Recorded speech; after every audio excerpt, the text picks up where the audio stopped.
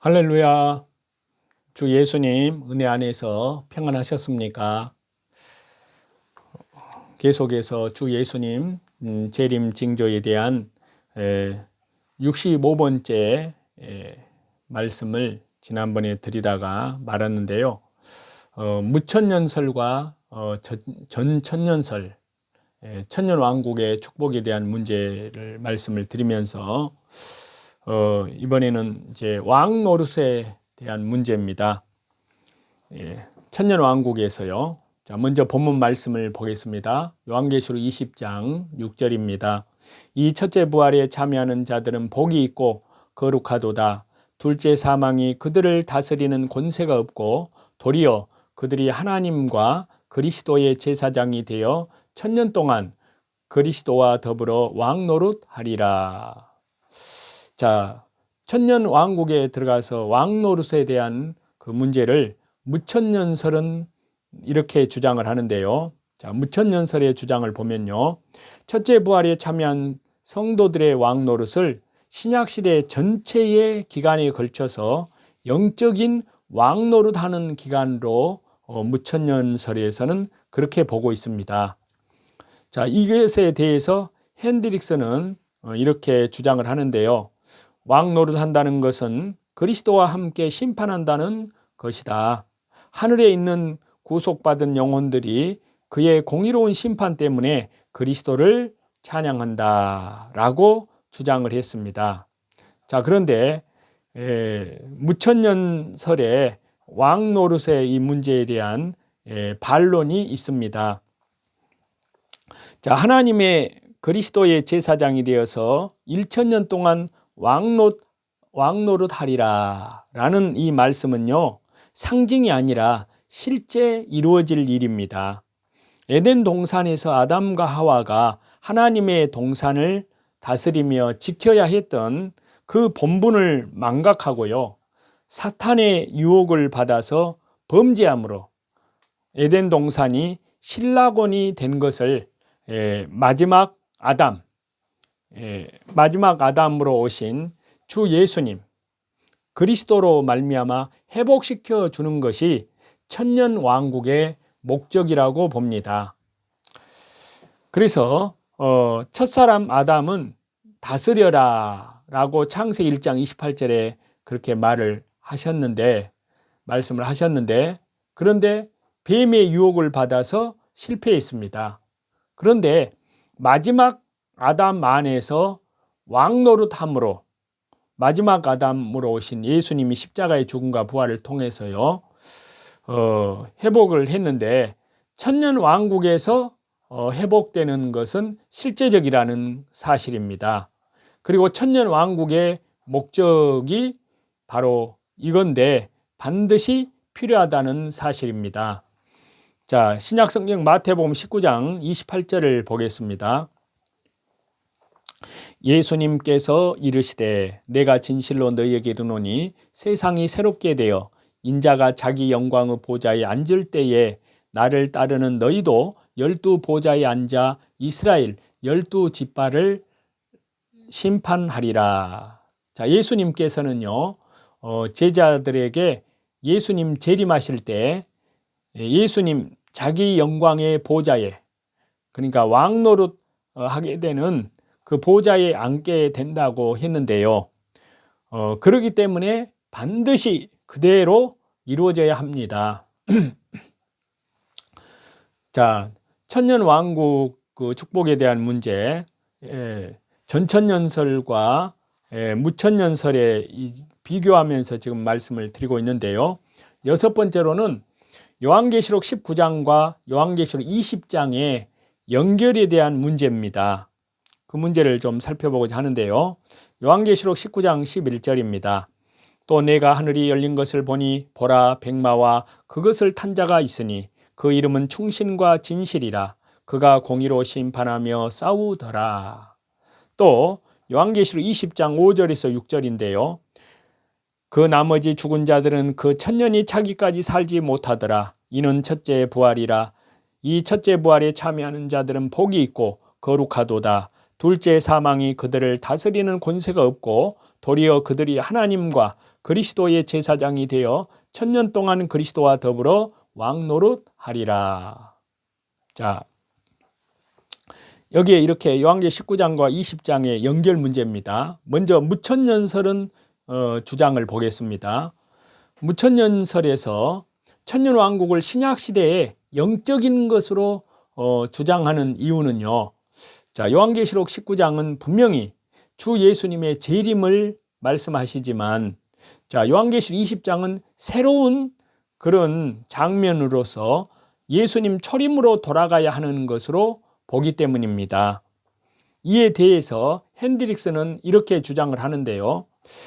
요한계시록 19장 19절 이하는 역사의 최종점, 즉 최후의 심판의 날을 보여준다. 요한계시록 20장은 현 세대의 시작으로 돌아간다. 요한계시록 20장을 자세히 상고하는 자는 천년 동안이 심판하러 오시는 우리 주님의 재림 전에 있다는 것을 즉시 명백하게 알게 될 것이다. 이렇게 해석을 해 놓았습니다. 자, 그런데 이것에 대한 반론이 있습니다. 무천년설에서 주장하는 것에 대한 요한계시록 19장과 20장의 연결 문제를 이것에 대한 반론입니다. 요한계시록 19장 20절인데요. 짐승이 잡히고 그 앞에서 표적을 행하던 거짓 선지자도 함께 잡혔으니 이는 짐승의 표를 받고 그의 우상에게 경배하던 자들을 표적으로 미혹하던 자라. 이 둘이 산채로 유황 불붙는 못에 던져지고, 또 요한계시록 20장 19절입니다. 또 그들을 미혹하는 마귀가 불과 유황못에 던져지니 거기는 그 짐승과 거짓 선지자도 있어 세세토록 밤낮 괴로움을 받으리라.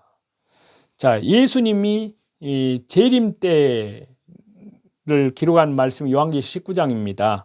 짐승과 거짓 선지자가 불과 유황못에 던져집니다. 그리고 요한계시록 20장은 천년 왕국 후에 대한 말씀입니다. 마귀가 유황못에 던지우니 이미 짐승과 거짓 선지자가 그곳에 있었습니다. 자, 짐승과 거짓 선지자와 그의 군대들이 아마겟돈 전쟁에서 어린 양과 그의 군대와 싸우지만 패합니다. 짐승과 거짓 선지자는 불과 유황못에 던지웁니다. 그리고 천년왕국의 끝에 곡과 마곡의 전쟁에 패한 마귀가 유황못에 던지우는데요. 그곳에는 이미 짐승과 거짓 선지자가 있었습니다. 이는 요한계시록 19장과 20장이 연속되는 사건임을 입증을 합니다. 그럼에도 불구하고 무천년설은 요한계시록 20장을 다시 초림의 사건으로 주장하고 있으니 요한계시록의 기록으로부터 거부당하는 이론이 됩니다. 그리고 천년왕국이 상징이라면 짐승, 거짓 선지자도 상징이 될 것이고요. 나아가 예수님의 재림도 상징으로 흘러서 자유주의 신학이 태동하는 계기를 제공함을 그들은 알고 있느냐 하는 겁니다. 또한 이미 예수님 초림 때에 적그리스도가 나타났다는 논리로 종말론의 구조가 흔들립니다. 이처럼 요한계시록이 분명하게 증거하고 있는 천년왕국을 상징으로 해석하는 무천년설이 강세를 보이는 이유는요, 스탠리 건드리의 주장으로 대신할 수가 있습니다. 자, 그 주장을 보면요, 교회가 박해를 받거나 공민권이 박탈당하는 경우에는 전천년설이 우세해지는 경향이 있습니다. 그러나 교회가 물질적으로나 수적으로 부흥하고 정치적 핍박이 별로 없는 낙관적인 시대에는 후천년설이 득세합니다. 만약 교회가 더 풍요를 누리고 국가와 결탁하게 되는 경우에는 무천년설이 가장 사랑을 받습니다. 라고 이렇게 주장을 했네요. 자, 그렇기 때문에 명백한 천년왕국을 상징적으로 해석을 해서 신약시대의 영적인 왕 노릇으로 보는 무천년설의 이 이론은요, 우리들의 세계관에 의해서 영향을 받는 것이 아닌지를 점검해야 한다는 사실입니다. 그리고 이제 7번째로요, 성취되고 있는 시대의 징조에 대해서 답을 하지 못합니다. 자, 요한계시록 20장 2절인데요. 용을 잡으니 곧 옛 뱀이요 마귀요 사탄이라 잡아서 1000년 동안 결박하여. 또 마태복음 12장 29절인데요. 사람이 먼저 강한 자를 결박하지 않고서야 어떻게 그 강한 자의 집에 들어가 그 세간을 강탈하겠느냐. 결박한 후에야 그 집을 강탈하리라. 자, 무천년설의 이 말씀에 대한 주장은요, 용, 옛뱀, 마귀, 사탄을 잡아서 1000년 동안 결박하는 사건은 초림 중에 그리스도께서 십자가상의 속죄로 사탄의 권세를 이기심으로 성취된 것으로 봅니다. 자, 그러기 때문에 천년왕국은 예수님 초림 때부터 재림 때까지 신약시대 전체의 기간을 상징하는 것이라고 무천년설에서는 그렇게 주장을 합니다. 자, 여기에 대한 반론이 있습니다. 무천년설에 대한 반론입니다. 자, 박용룡 박사는 이렇게 비판을 하였는데요. 무천년기로는 말세에 관한 많은 예언들을 설명되지 못한 채로 무의미한 언설로 버려두게 되는 약점을 가집니다. 구약과 신약의 많은 왕국 예언들은 아무리 비유적인 언사를 많이 포함하더라도 확실히 어떤 종류의 장래의 황금시대를 예고하는 것이 아니냐 하는 겁니다. 무천년기 재림론의 통상한 해석에 의하면 사탄의 결박, 요한계시록 20장 2절은 예수님 초림 중에 그리스도께서 십자가상의 속죄로 사탄 위에 승리하실 때에 수행되었습니다. 그리하여 천년기는 초림에서 시작하여 재림까지 계속한다고 합니다. 이것을 증명하기 위하여 마태복음 12장 29절이 인용됩니다. 그러나 만일 이것이 사탄의 결박의 의미라면 요한계시록 20장 3절과 7절에 말한 사탄의 노임은 그리스도의 속죄 사역을 전복하여 비록 일시나마 무효화함일 것이니 그것은 불가능한 일일 것입니다. 이제 무천년설의 주장이 이렇게 잘못됐다는 것을 말씀을 드리고 있습니다. 자, 어찌됐든 저와 여러분, 지금 우리는 대환란 전에, 예수님 재림 전에 천년왕국이 예수님 재림하심으로 가져오시는데 그 천년왕국 전에 우리가 이 땅에 살고 있는데요. 자, 그런데 저와 여러분이 살고 있는 이 시대에 되어지는 사건들 가운데 자, 제4차 산업혁명입니다. 자, 이 4차 산업혁명을 우리가 올바로 잘 성경 말씀에 비추어서 잘 이해를 해야 됩니다. 자, 2015년 9월 달에 유엔 총회에서 발표된 유엔 어젠다 2030에 대한 이해가 필요한데요. 자, 유엔은 매 15년마다 어젠다를 발표해 진행을 하는데요. 2015년 열린 총회에서 유엔은 지속 가능한 지구 발전을 위해서 17개 주제 아래 169개 항목의 세부 조항을 만들어서 어젠다 2030이라는 계획을 발표를 했습니다. 대부분의 내용이 인류 발전을 위한 긍정적인 항목으로 구성되어 있는데요. 이를 만든 자들을 제외하고는 어젠다 2030의 진짜 숨은 의도를 찾기가 어렵다는 것입니다. 그러나 우리 기독교에 있어서 이 어젠다가 아주 중요한 것은 2030 어젠다가 마지막 시대의 성경을 이루는 중요한 내용이 들어있다는 사실입니다. 대부분의 사람들은 이에 대한 관심이 거의 없습니다. 우리 기독교 또한 아무런 관심을 갖지 않고 있습니다. 그도 그럴 것이 지금까지 유엔 어젠다라는 것이 있었는지도 모른 채 지내왔기 때문인데요. 그리고 이를 모른다고 해도 살아가는 데 있어서 아무 지장을 받지 않았습니다. 어젠다 2030은요, 지금까지 유엔에서 발표했던 어젠다와는 완전한 차이점을 갖고 있습니다.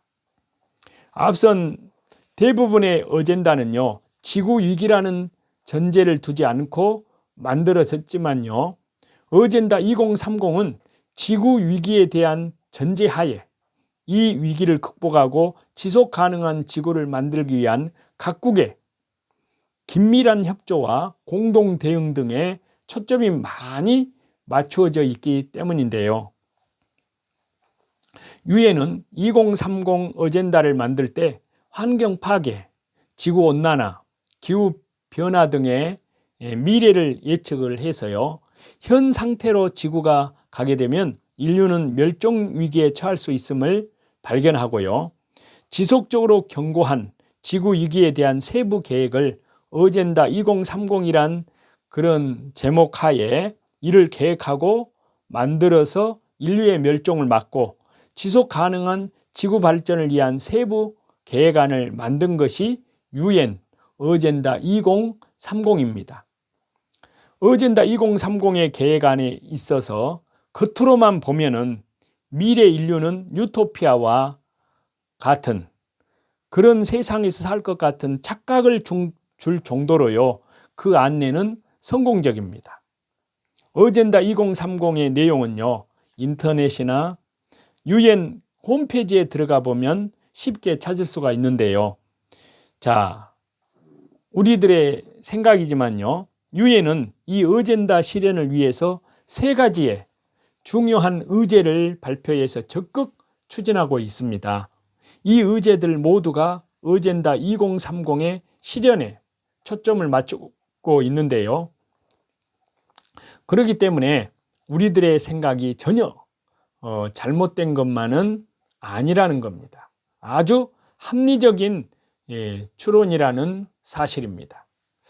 자, 어젠다 2030을 발표한 이후에 세계 경제 포럼이라 불리는 다보스 포럼의 회장인 클라우스 슈밥을 통해서요, 3가지의 혁명적 의제가 순차적으로 발표가 됩니다.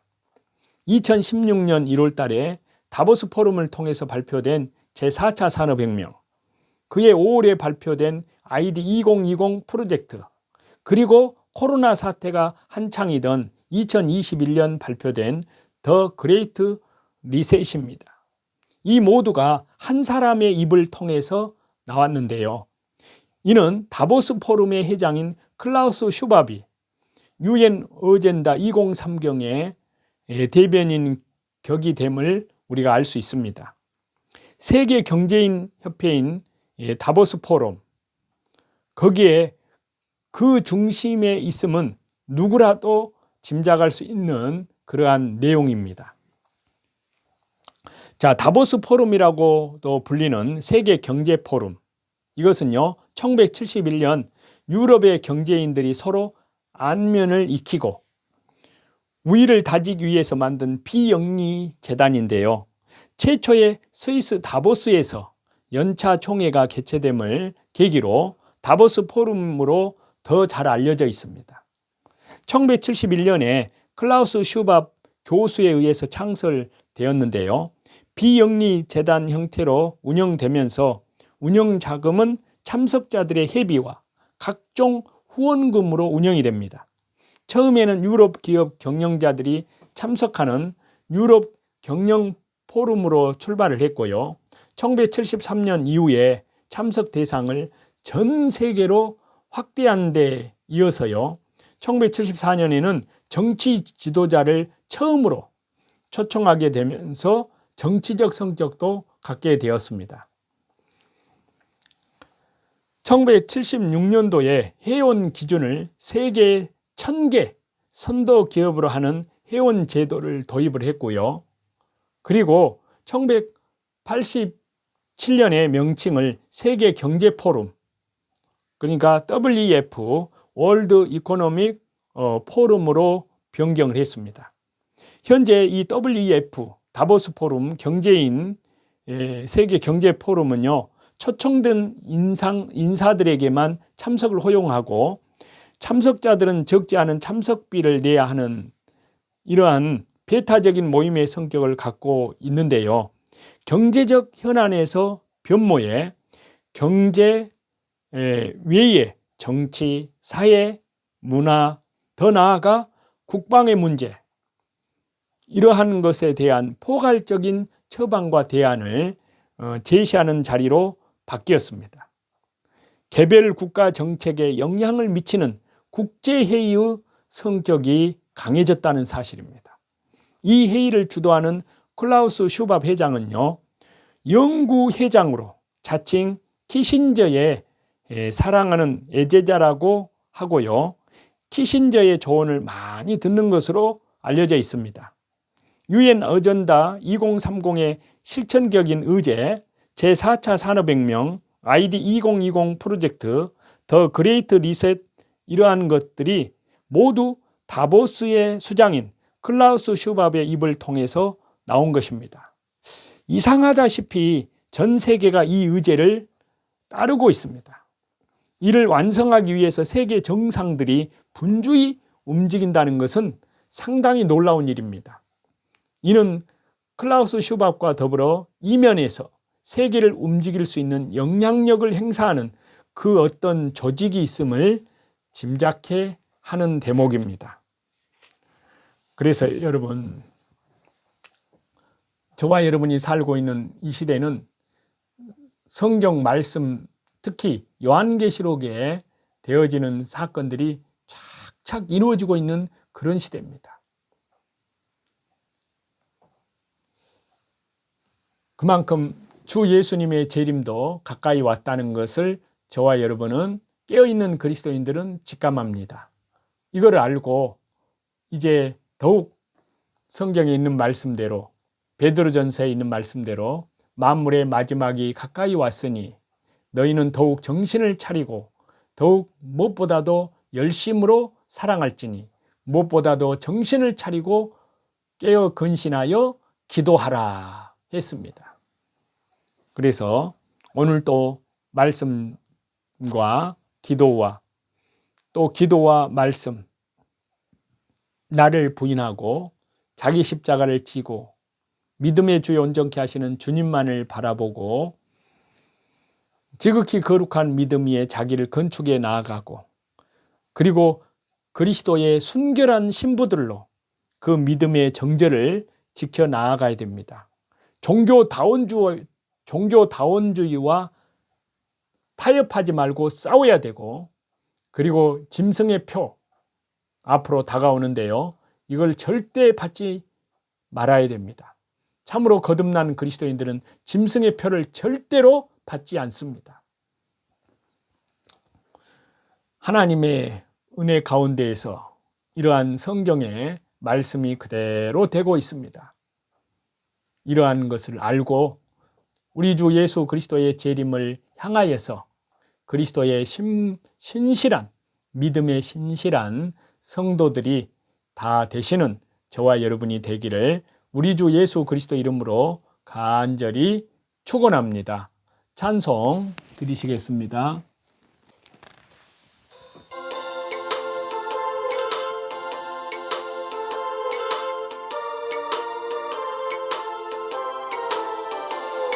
목마른 내 영혼 주가 이미 허락한 그 귀한 영생수 주여 갈망합니다. 그 약속 따라서 힘써 간구하오니 오 주여 내 기도 어서 들어주소서. 예수님 사랑 바다 물결같이 내게 임하니 영광의 물결에 온전히 쌓여서 내 영혼의 기쁨 한량없도다. 주님 내게 약속한 큰 비 내려주시려. 은혜의 저구름 건너편에 떠올라. 그 귀한 징조가 내게 밝게 보이니 나 힘을 다하여 주께 간구합니다. 예수님 사랑, 예수님 사랑, 바다 물결같이 내게 임하니 영광의 물결에 온전히 쌓여서 내 영혼의 기쁨 한량없도다. 은혜의 소낙비 지금 흡족히 내려 구원의 큰 강물 흘러차고 넘쳐서 내 추한 모든 죄 모두 씻어버리니 나 지금 은혜를 충만하게 받았네.